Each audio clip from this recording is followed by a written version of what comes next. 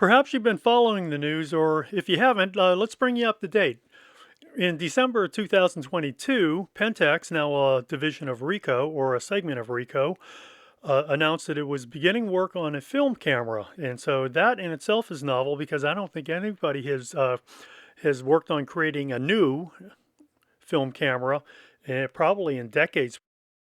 So what makes this unique is that it's a new project, it's a new film camera, and it's not a reworked, it's not a new version of an existing camera. They've been releasing a little bit of information, mostly in the form of videos, just one piece at a time. Now there are 7 videos, and I'll link to that in the description below, or I'll link to it in the comments below. In the most recent announcement dated March 1st, 2024, Pentax, once again Ricoh, has announced a bit more information about this project. Pentax created a number of really great cameras. Just what's on the table here is the Spotmatic. You have the Pentax MX, which is the downsized SLR. Then you had the full-size K1000 and also the full-size KX. There also were some other cameras sprinkled in there, particularly the LX, which was a really premium camera. And several point-and-shoots. And then it also got into the autofocus arena, with other camera makers. This is the SF1. Not quite as interesting. If you were to ask me, not quite as interesting as the film cameras, but that's my thing. In any case, in the most recent announcement, Pentax has announced that some more information. And this is actually quite interesting because it gives a target date for a launch, and that would be for the summer of 2024. So what they've announced is these 4 features. It's going to be a 35mm compact camera. Well, obviously a film camera, so I don't think we have to say film if it's going to be 35mm.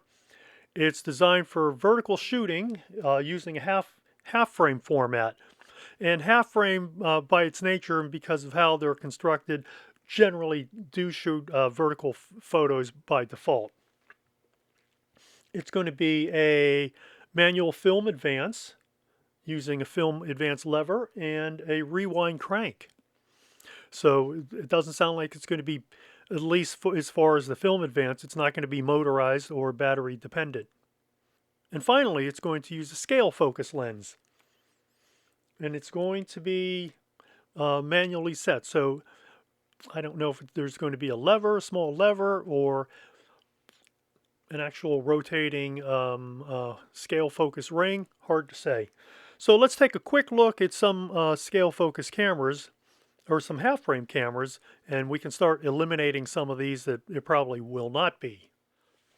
Half frame cameras came in all shapes and sizes, and this is just a selection of them. I noticed that there is a new Kodak branded half frame camera. It's mostly a plastic, I actually would probably refer to that as a plastic piece of junk, particularly the fact that it's retailing for roughly $100. Not impressive. If I could buy it for maybe $15 or $20, I might check it out. It uses a 2-element lens, so I think right there you can expect the photos are only going to be so at best. I believe it's a fixed focus lens, so there's no ability to actually focus a lens. All right, so let's take a quick look around the table here. You have an Olympus Pen, the more compact model. You have the Olympus Pen F, which is a single lens reflex. This is probably the king of the half frame cameras, the most advanced and the most versatile because it also has interchangeable lenses. You have this it's a motor-driven half-frame camera. This, ironically, was made by Ricoh. You also have here one of my favorites, the Optima Parrot. This is an Agfa camera, half-frame. I actually have used this camera quite a bit, and I'll do a review on it at some point, but I really like this camera. And then finally, you probably have the most expensive of all half-frame cameras, the Ducati, and that it would be the same company that makes the motorcycles. the Ducati motorcycles. At one time, for a short time, they made a camera. This is one of two, I believe one of two models, and this is the Sogno, S-O-G-N-O. And this camera is an interchangeable lens half-frame rangefinder camera. There also were lesser models of this particular camera. They just had, this one, for example, uses a Tessar type lens, and the other ones use a triplet. Let's eliminate the two that it will not, well, actually, we could eliminate three that it will not resemble. Because the Pentax camera will be a manual advance system, we probably can eliminate this camera, which is the Ansco Memo 2. This is a motor-driven camera, so we'll take that off the board. And now we can remove the Olympus Pen F, because we know that it's not going to be an SLR, and presumably not with interchangeable lenses.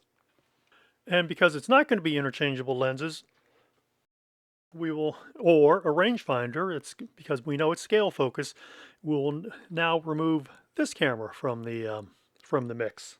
Okay, so that leaves us with two cameras, two possibilities that it might resemble.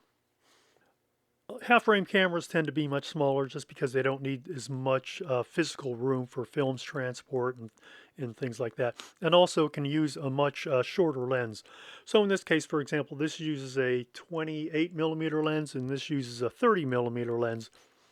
Not that much of a difference between the two. Both of them, as you can see by the viewfinders, take vertical photos by default. Obviously, it's going to be rectangular. Well, hopefully it'll be rectangular. I'd really hate to see them come in with some really bizarre shape. I don't know whether it's going to have a top-mounted shutter release. That would make the most sense. You know, a lot of cameras today have that extra grip on the front, so perhaps it has one of those. Or maybe they may design it in a more streamlined fashion. I think it'll be interesting to see the final design of this camera. Finally, on the bottom, there's a notification. Note, the product information above is subject to change without notice. So that might indicate that, you know, they're still talking about it and figuring out what they want to do. Based on the sales of this camera, it might lead to future models, perhaps more advanced, or, you know, if it doesn't sell well, then that would be the end of it. Contrary to popular belief, film never went away. The market for it shrunk considerably, but the market itself never died. It really became a niche product. I think we'll see in the next, let's see, the next 2 to 3 months what comes out of Japan, and see what kind of camera they create. I probably have some ideas of my own on what I think would be a very workable camera.